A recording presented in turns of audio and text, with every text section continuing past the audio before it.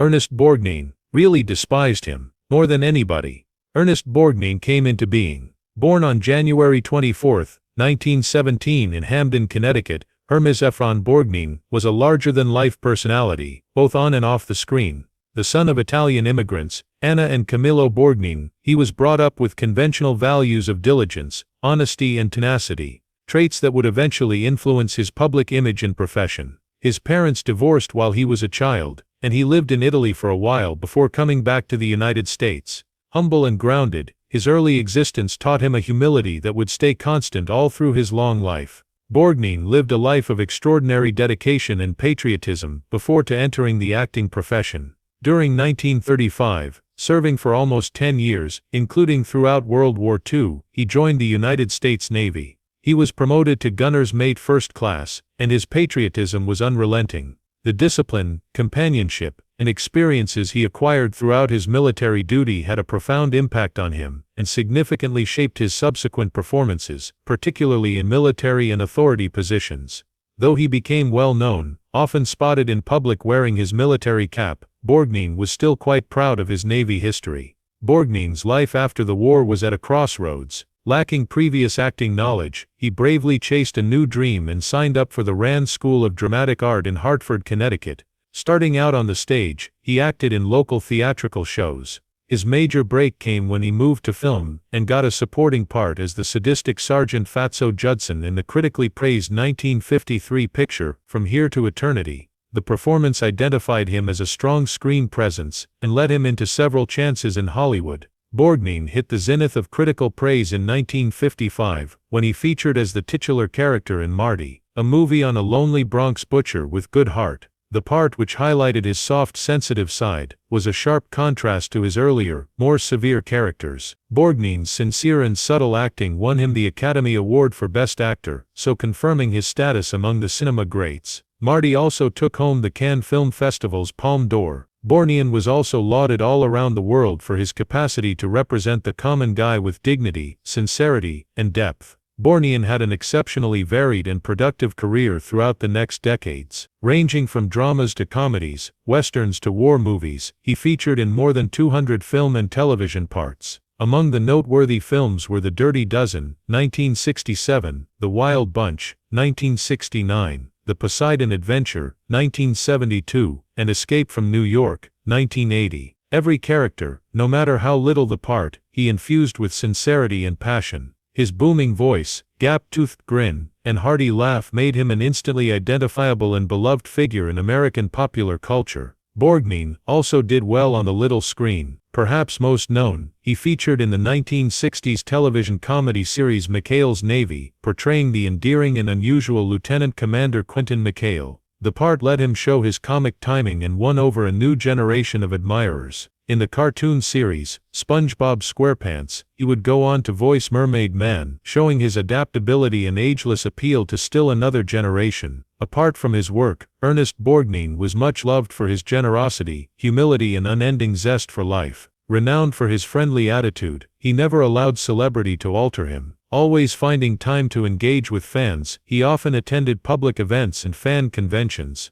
A testimony to his love of storytelling and performance, he stayed involved in the entertainment business far into his 90s. Like his lengthy and successful acting career, Ernest Borgnine's personal life was colorful and adventurous. Throughout his life, he was married 5 times. Each marriage reflected various stages of his life and provided insight into the guy behind the parts. In 1949, he married Rhoda Keemans, a woman he met serving in the United States Navy, where he had a great career before turning full-time actor. Keemans was a Navy medical records technician. Their mutual background in military life most likely served as a basis for their early relationship. Ending in 1958, their marriage lasted over 10 years. Over their time together, the couple had 1 daughter, Nance, born May 28, 1952. Though the marriage ultimately ended, Borgnine loved his daughter and kept in touch with her all his life. This time was transitional for Borgnine as he was just starting to achieve popularity in Hollywood after his debut part in Marty, 1955, which won him the Academy Award for Best Actor. Borgnine married Katy Jurado, a well-known Mexican actress who had established herself in both Mexican cinema and Hollywood, shortly after his divorce from Keemans. Though dazzling, their marriage was rocky. The two wed in 1959. Known for her feisty attitude and amazing on-screen presence, Gerardo was a powerful woman who shared many of Borgnine's interests, including acting. But their cultural differences, hectic jobs, and moody personalities probably caused tension in the partnership. The couple split in 1963 after 4 years of marriage, ending a time rich with both love and emotional strife. Perhaps the most infamous of Borgnine's 3 marriages was this one. He wed Ethel Merman, the famous Broadway actress, famed for her strong voice and forceful character, in 1964. Their marriage became Hollywood legend for its shortness and acrimony, lasting just 42 days, a time so brief it became the punchline of jokes in entertainment circles. Merman herself admitted the union in her autobiography, with a remarkable gesture of editorial quiet. A page she left blank to reflect the event says much about her opinion of the marriage. Constant fights and conflicting egos defined the relationship. Tim Conway, Borgnine's friend and co-star, later made a sharp comment on the doomed couple. "Ernie is erratic. I mean, Ethel was a really strong woman, and there's no doubt about that. You put 2 bombs in a room, something will blow up." I suppose it most certainly did. Their relationship was a typical example of 2 larger-than-life characters, who while maybe attracted to one another's enthusiasm, just could not live in harmony. Beginning in 1965, and lasting until 1972, his 4th marriage was to Donna Roncourt. Unlike the earlier ones, this one appeared to provide greater stability in household life for Borgnine. He had 3 kids with Roncourt: Sharon, August 5 born Christopher, born on August 9, 1969, and Diana, born on December 29, 1965, 1970. Borgnine was in the height of his television career during this period, appearing in the well-liked sitcom McHale's Navy. Though his public life and shooting schedule were hectic, he made an effort to participate in his children's raising. The marriage may have suffered, though, from the demands of celebrity and his personal attitude, which could have finally caused it to terminate in 1972. Still, as he welcomed parenthood and family life more fully than in his other marriages, this time was significant for Borgnine. The founder of the beauty company Tove Cosmetics, Norwegian-born businesswoman Tove Treisnes, was Ernest Borgnine's 5th and last marriage. Unlike his prior marriages, this one lasted the test of time. Until Borgnine's death in 2012, the pair stayed committed to one another for almost 4 decades. Tove was a great supporter of Borgnine's profession, particularly in his later years, and she often went with him to public engagements. Their lasting partnership was proof of the stability Borgnine finally discovered in his private life. Tove herself became a well-known personality in her own right, famous for her beauty products and QVC success, and the two frequently expressed their love and partnership with deep respect. Their long-lasting marriage mirrored a sense of tranquility and friendship that eluded Borgnine earlier in life. Apart from his marital past, Borgnine also struggled with personal habits he finally conquered.